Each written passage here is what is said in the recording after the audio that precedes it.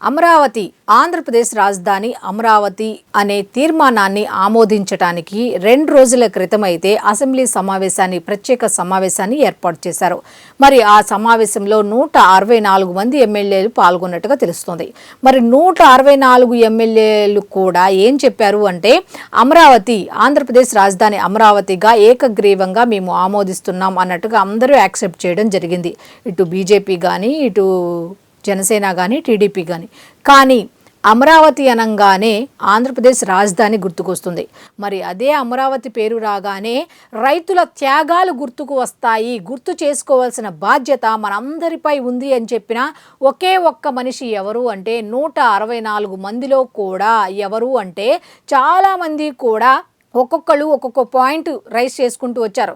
గత ప్రభుత్వం, ఈ ప్రభుత్వం గతంలో ఏం చేశారు, ఇప్పుడు ఏం చేశారు, ఇవి మాట్లాడుకుంటూ వచ్చారు. కానీ రైతుల త్యాగాలను మాత్రం స్పెషల్గా ఫోకస్ చేస్తూ మరోసారి అసెంబ్లీ సాక్షిగా ప్రజలకు వాళ్ళ త్యాగాలు ఎంత గొప్పవి అని చెప్పడానికి ఒకే ఒక మాట, అమరావతి అనగానే కేవలం ఆంధ్రప్రదేశ్ రాజధాని కాదు, అమరావతి రైతుల త్యాగాలు కూడా మనం గుర్తు చేసుకోవాల్సిన బాధ్యత ఉంది అని చెప్పిన ఒకే ఒక్క మనిషి ఎవరు అంటే ఈ డిప్యూటీ సీఎం పవన్ కళ్యాణ్ అని మనం చెప్పుకోవచ్చు. ఎందుకంటే ఆయన చెప్పిన ఒకే ఒక మాట, రైతులు ఆ భూముల్లో పడి పని చేసుకోవడం తప్ప వాళ్ళకేమీ తెలీదు. అలాంటి వాళ్ళు ఏదో అభివృద్ధి జరుగుతుందని ఎవరో చెప్పంగానే స్వచ్ఛందంగా 33,000 ఎకరాలు ఇవ్వటానికి ముందుకొచ్చారు. వాళ్ళు అప్పుడు ఆ మధ్య కూడా చిన్న చిన్న గొడవలు జరిగాయి.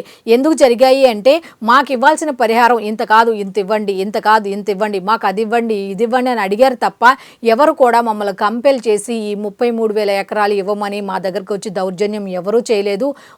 మేము స్వచ్ఛందంగా ఇచ్చాము అని నేను వెళ్ళిన సందర్భాల్లో కూడా వాళ్ళు చాలా ఇదిగా చెప్పారు అంటూ ఆయన చెప్పుకుంటూ వచ్చారు. ఆ తర్వాత గత ప్రభుత్వం వచ్చిన తర్వాత అమరావతిని నిర్వీర్యం చేశారు, అమరావతిలోని రైతుల త్యాగాన్ని నిర్వీర్యం చేశారు. మరి అటువంటి సమయంలో పాపం రైతులకు ఏం చెయ్యాలి అన్నది దిక్కు తోచక రోడ్లు పైకి వచ్చారు. ఇంట్లో నుంచి బయటకు రావటం తెలియని ఆడపిల్లలు కూడా బయటకు వచ్చారు. అంటే ఒకసారి వాళ్ళ బాధ, వాళ్ళు చెప్పుకోలేని వాళ్ళ బాధ ఎంత వర్ణనాతీతమో ఒకసారి ఆలోచించుకోండి అంటూ ఒక మోగ వ్యక్తి, నోట్లోంచి బయటకు మాట రాని ఒక వ్యక్తి తన దగ్గరకు వచ్చి అన్న ఇట్లా కొట్టారు అని సైకిల్ చేసి చెప్తుంటే నా హృదయం చలించుకుపోయింది అంటూ ఆయన ఒక్కొక్కటి ప్రూఫ్ ఇట్లా ఓపెన్ చేసి ఆ సాక్ష్యాలతో సహా చూపిస్తుంటే, ముఖ్యంగా అమరావతి రైతులైతే ఎవరిని గుర్తుపెట్టుకోవాలో తెలుసా?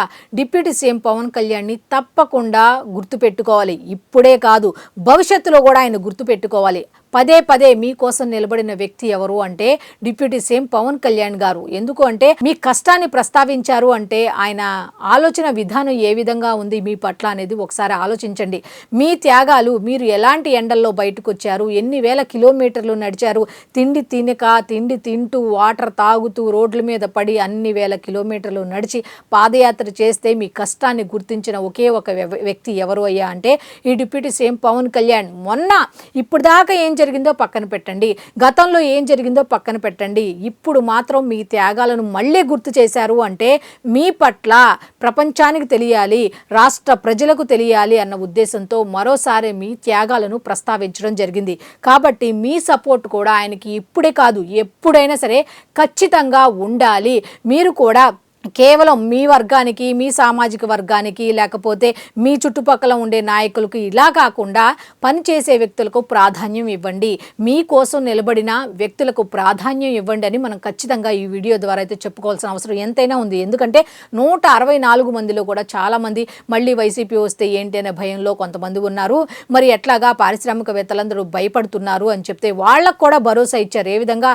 15 ఏళ్ళు కదా, 15 ఏళ్లలో రాదు వైసీపీ అని ఖచ్చితంగా చెప్పారు. ఎందుకంటే ఆ భావం వచ్చింది అంటే మనలో గట్టితనం లేదు, మనలో ఐక్యత లేదు అని అర్థం. ముందు ఆ విధానాన్ని, ఆ మాటల్ని పక్కన పెట్టేయండి అంటూ నారా లోకేష్ గారికి కూడా భరోసా ఇచ్చారు. చంద్రబాబు నాయుడు గారిని కూడా పొగిడారు అంటే ఒకసారి మీరు అర్థం చేసుకోండి పవన్ కళ్యాణ్ గారి ఆలోచన విధానం ఏ విధంగా ఉంది అన్నట్టుగా. చంద్రబాబు నాయుడు గారికే మద్దతు ఎందుకు పలికాను అనేది కూడా ఆయన వివరంగా చెప్పారు అంటే మరి అటువంటి సందర్భంలో ఆయన మీకు కూడా మద్దతు పలికినట్టే కదా, మీ గురించి కూడా ఆయన పాజిటివ్గా చెప్పినట్టే కదా. ఒక రైతు బాధ ఒక రైతుకే తెలుస్తుంది. ఎందుకంటే దేశానికి అన్నం పెట్టే రైతన్న బాధపడితే ఆ ఉసురు ఖచ్చితంగా తగులుతుంది మనకి అన్నది ఆయన చెప్పుకుంటూ వచ్చారు. గతంలో కూడా ఆయన రైతులను పరామర్శించడానికి వెళితే ముళ్ళ కంచెలు వేసేశారు. అయినా సరే మేము పంట పొలాల్లో నడుచుకుంటూ వెళ్ళి చాలా ధీటుగా ఎవరైతే మాకు ఆంక్షలు పెట్టారో వాళ్ళకి మేము బదులు ఇచ్చే విధంగా రైతుల దగ్గరికి వెళ్ళి పరామర్శిస్తే వాళ్ళు చెప్పింది స్వచ్ఛందంగానే మేము ఇచ్చాము, కాకపోతే మాకు కొద్దిగా పరిహారం అనేది ఎక్కువ చెల్లించని అడిగారు తప్ప అంటూ అక్కడ జరిగిన విషయాలన్నిటిని కూడా గుర్తు చేసుకుంటూ ఆయన ప్రతిదీ కూడా ఏదో మాటల్లో కాకుండా ప్రతిదీ ప్రూఫ్లతో సహా ఆయన మాట్లాడుకుంటూ వచ్చారు.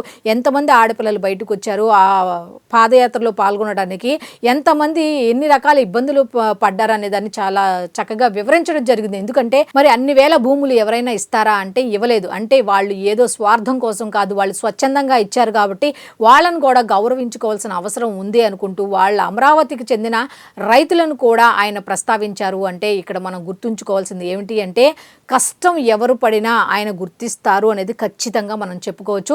ఈరోజు ఈ పాయింట్ తీసుకోవడానికి మెయిన్ కారణం ఏంటి అంటే అమరావతి రైతులారా గుర్తుంచుకోండి, మీ కష్టాన్ని 164 మందిలో ఎవరు గుర్తించారు? రెండవసారి అంతమంది రకరకాల పాయింట్లు తీసుకొచ్చారు కానీ మిగతా వాళ్ళు ఎవరు తీసుకురాని మీ కష్టాన్ని ఆయన తీసుకొచ్చారు అంటే నిజంగా మీరందరూ కూడా ఆయన్ని అభినందించాల్సిన విషయం అని నేనైతే చెప్పుకుంటున్నా.